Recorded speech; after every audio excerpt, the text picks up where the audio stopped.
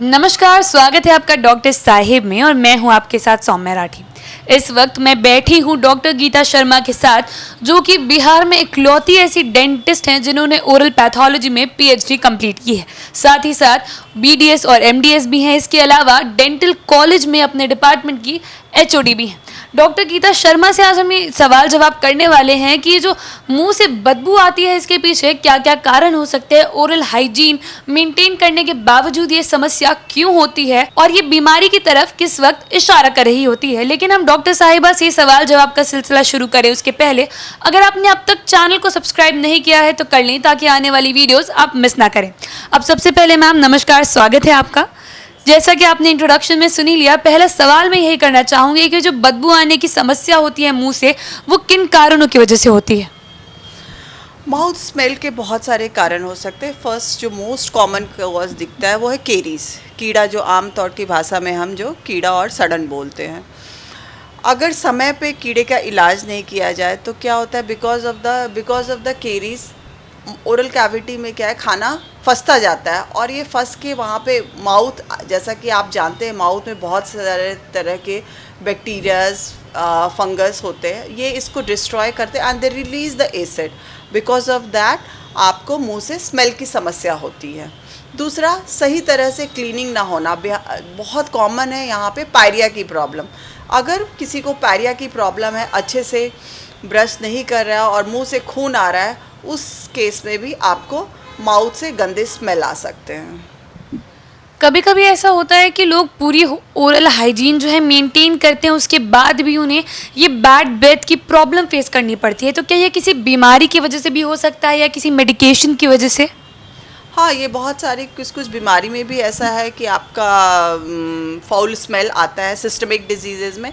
But apart from that जो local mostly जो इसका कॉमन देखा गया वो सही तरह से क्लीनिंग ना करने की वजह से है। दूसरा, किसी की बॉडी में सल्फ़र बैक्टीरिया होते हैं, जो बैक्टीरिया सल्फ़र रिलीज़ करते हैं, किसी की बॉडी में उसका कंटेंट ज़्यादा है तो उसकी वजह से फाउल स्मेलिंग आती है।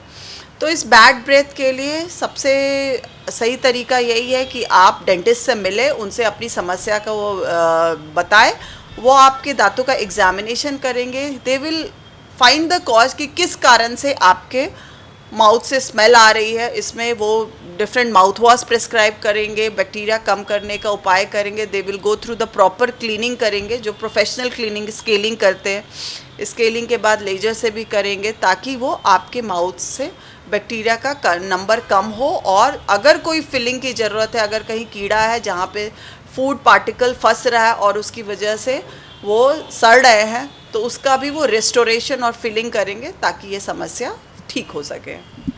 एक अहम सवाल मैं ये करना चाहूँगी कि कभी कभी मुंह से बदबू आने के अलावा मुंह में और भी समस्याएं इसके साथ साथ फील होती है, कभी ड्राइनेस और भी कुछ। तो बैड ब्रेथ के साथ साथ मुंह में और क्या दिक्कतें आ सकती हैं और ये किन कारणों से होती हैं? बैड ब्रेथ के साथ ये जो आप समस्या ड्राइनेस के, mostly burning mouth syndrome problem होती है, उसकी वजह से हो सकता है। या फिर दूसरे कई तरह के ओरल कैविटी में apart from the caries and dental problem, oral cavity में दूसरी भी कई बीमारियां होती है जिसकी वजह से आपको दिक्कत महसूस होती है। जैसे कि ल्यूकोप्लेकिया, यहाँ पे बहुत कॉमन है ल्यूकोप्लेकिया।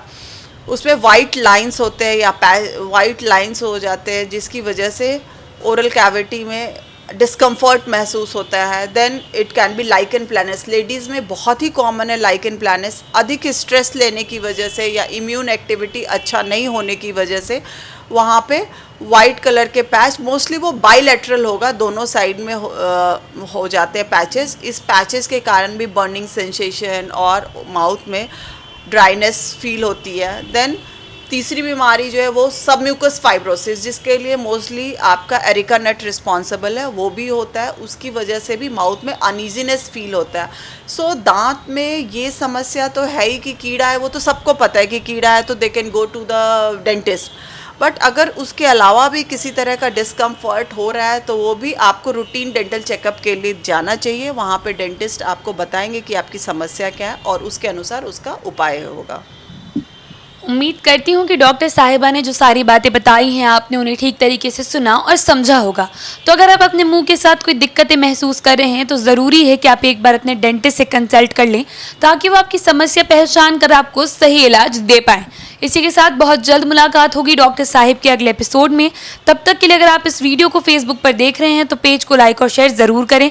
अगर आप इसे यूट्यूब पर देख रहे हैं तो चैनल को सब्सक्राइब करें। आप हमें कमेंट सेक्शन में ये भी बता सकते हैं कि डॉक्टर साहिब से आपके और क्या सवाल हैं। धन्यवाद।